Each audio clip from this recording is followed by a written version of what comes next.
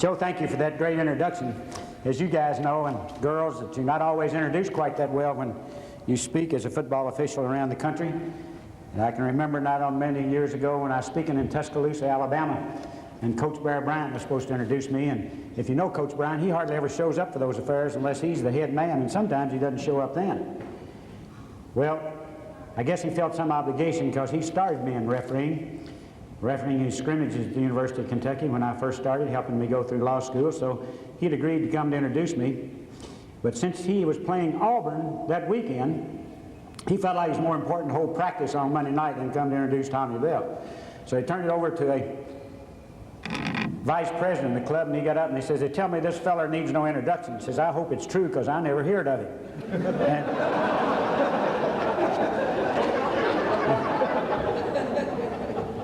One reason I'm humble is my lovely wife, Leslie. It seems like you women have a technique of taking the male species who always has a big head. We seem to have that tendency, I think, or maybe doing just little things that don't matter, but we still kind of get a big head. If I'd ever have a game on national TV that I thought I did a pretty good job, or I'd win a big case, I'd come home, my head would be about 3 times the size it should be. And it didn't take Leslie but 2 or 3 seconds, like sticking a pin in a balloon and deflating me. In fact, we were coming home from a party not long ago, and she said, "Did I ever tell you were handsome and debonair and witty and just a devil with the women?" Well, I swelled all up and I said, "No, I don't remember you saying those nice things." She says, "What in the hell made you think you were all those things at the party tonight then?"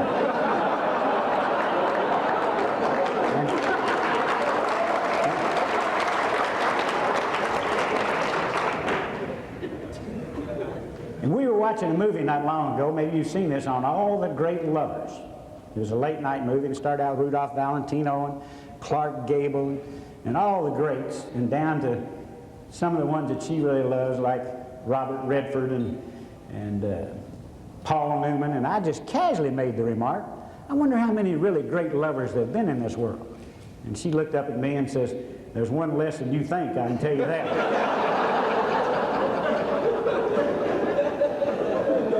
And then the second reason that I'm humble, I'm only 5'9", as you can see. And if you're not humble, if you work 15 years in the National Football League, you have to be an idiot if you're only 5'9". And I guess the guy that put me in my position more than anybody else was Freddie Arbanis. How many of you remember Freddie Arbanis who played for the Kansas City Chiefs? Gosh, a lot of you do. Well, those that don't, Freddie Arbanis was about 6'3", 6'4", weighed about 245, could run the 40-yard dash, and 4'4". Now that's flying, as you know. He could catch the ball in the crowd, and the game I had right after Super Bowl III, which I felt like was more hoopla than you could ever get to a game, was the game between Kansas City Chiefs and the Dallas Cowboys. Now, a lot of you know that the Kansas City Chiefs used to be the Dallas Texans, and so Lamar Hunt moved them to Kansas City, and they really built that game up. There's a lot of big rivalry. In fact, they sold somewhere around 8,000 standing room tickets, one of the largest crowds I've ever had in Arrowhead Stadium. Early in the game, Freddie Arbanis goes out on the hook pattern at the end's run. Lenny Dawson fades back, throws him the ball. 3 Cowboys hit him and knock him out. Well, not only did they knock him out, they knocked a glass eye out too on the field. Now, a lot of you people may know that, but I didn't know it at the time that Freddie had a glass eye. And I want to tell you, there's nothing more dumbfounding than to look at that field and see a glass eye looking up at you. When I finally realized what it was, well, I picked it up and held it. It took me about 2 or 3 minutes, or it took the doctor 2 or 3 minutes to revive him. When they finally did revive him, well, I handed him the glass eye back. There's a water boy there with a water bucket. He just took it and swirled it around that water bucket and cleaned it off and slapped it right back in his head. Now, I've seen a lot of tough things since I've been working in the National Football League, but that really got to me. And I said, "Mr. Arbanis, you really have a lot of guts. What in the world would you do if your other eye was injured?" He looked up at me and didn't even crack a smile. He said, "Mr. Bell, I'd become a referee, just like you, sir." The fellow that's in the service with me sent a postcard home, said, "For security reasons, I can't tell you where I'm stationed, but last night I shot a polar bear." Got the second postcard from him, said, "For security reasons, I can't tell you where I'm shipped out to, but last night I danced with a hula girl." Got the third postcard from him, said, "I'm in the hospital. For security reasons, I can't tell you what's wrong with me, but that doctor said I should have danced with that polar bear and shot that hula girl." In the very first game I had, they started me out with Joe Common.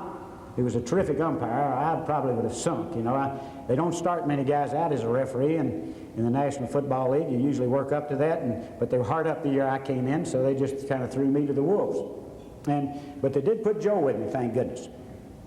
First game we have is a preseason game down in Atlanta between the Chicago Bears and Pittsburgh Steelers. Pouring down rain, gusts of wind 50 and 60 miles an hour. They started asking me some rules in our pregame conference, and out of about 10, I'd missed 3. And I said, golly, I really thought I knew those rules. I really went. And Joe said, forget about the rules. We know the rules. You just run the game. Well, you know, I thought that was a pretty good deal. First game, had some experienced officials with me, and, you know.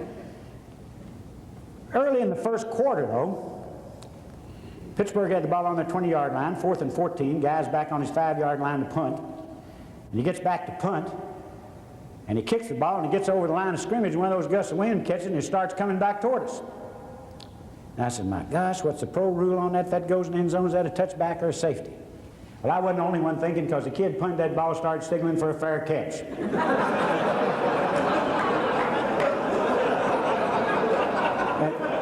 And don't you know he let him catch that ball? And they went 95 yards for a touchdown with it. So I run over to Joe and I said, Joe, what in the world's the rule on that? And he says, Tommy, I didn't see the play.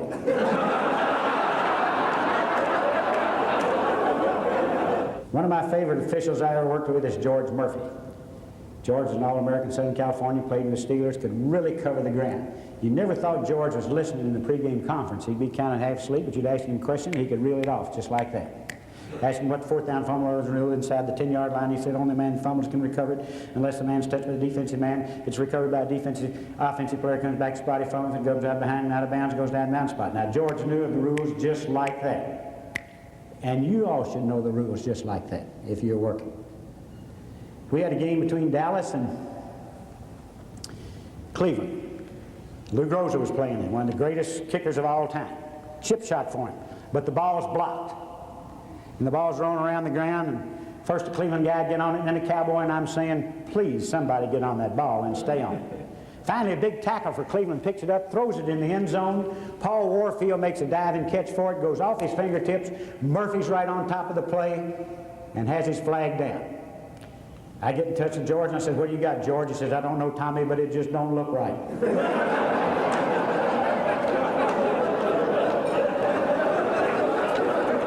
Now, in church last Sunday, our preacher was kind of put out with our congregation because they hadn't attended some of the things that I think people had promised him to attend, and he says, does anybody out there think they're perfect and not have to come to these meetings? Stand up! Well, one fellow in the back of the church finally got up, and he said, Alfred, are you telling me you're perfect? I said, no, sir. I'm standing up for my wife's first husband. He's the only perfect man I ever heard of. Life's battles don't always go to the stronger or faster man.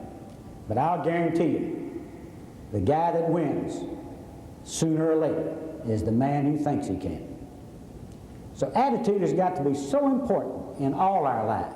Now, for 15 years, I'm a Christian. I go to the Southland Christian Church in Lexington, Kentucky. Have a tremendous preacher. He can have me laughing and he can have me crying before the sermon is over. And it happens almost every Sunday. But in 15 years I've been going, when I was in the National Football League, I went to the Catholic Church every Sunday. Because 3 of our members are Catholic and 3 of us are Protestant. We'd take a vote when we only had 6 officials, and it was 3-3 which church we'd go to, and the Catholics won every Sunday. And I really learned a lot. Really learned a lot. Not only did I learn about the finances, I learned about a lot of awe and reverence, and I still have a lot of, seems more reverence when I'm in a Catholic church than I do in my own Christian church. But the finances is what really kind of fascinated me, because we only passed a collection plate one, and we've had an efficiency budget in our church ever since I can remember. But at every Catholic church I went to, they passed the collection plate at least twice. And out in San Francisco, the last year I worked at we went to St. Ignatius, and they passed it 3 times. And this cute little lady sitting next door to me, or sitting right next to the seat with me, tugged on my coat and whispered in my ear, says, they're going to search us this time.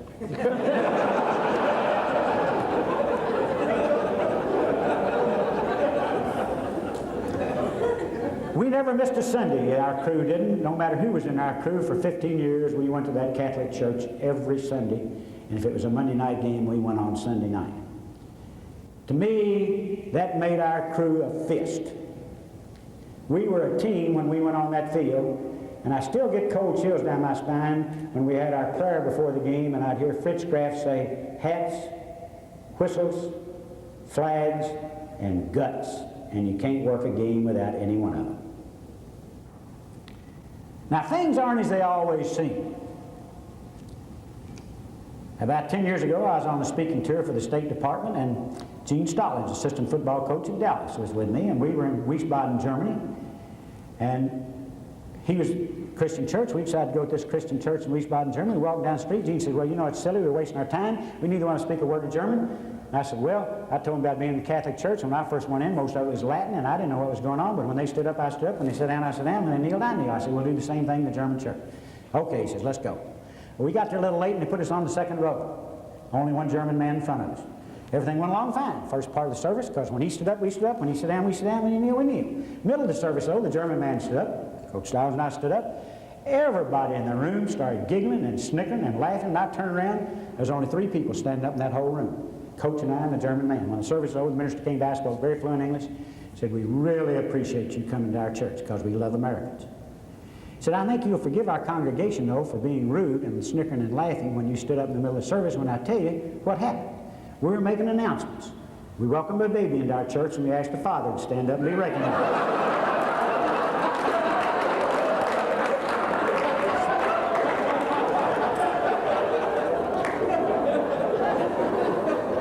And anyway, it's a beautiful, beautiful place. I go out, it's a sunshiny day, not a cloud in the sky, like it was this morning. And I go out the door, and the doorman recognized me and said, Mr. Bell, where are you going? I said, I'm going to this movie theater 3 blocks down the street. Hadn't been one in 9 months. My crew's not getting in until late tomorrow night. And I'm all by myself, and I just thought I'd take in that movie. He said, you can't go down there by yourself. I said, what are you talking about? It's broad daylight. He said, I don't care what's broad daylight. This time yesterday we had 4 muggings and 1 murder. I couldn't walk 3 blocks in my own capital, my own country, in broad daylight without worrying about being mugged or murdered. I bet I've told that story hundreds of times.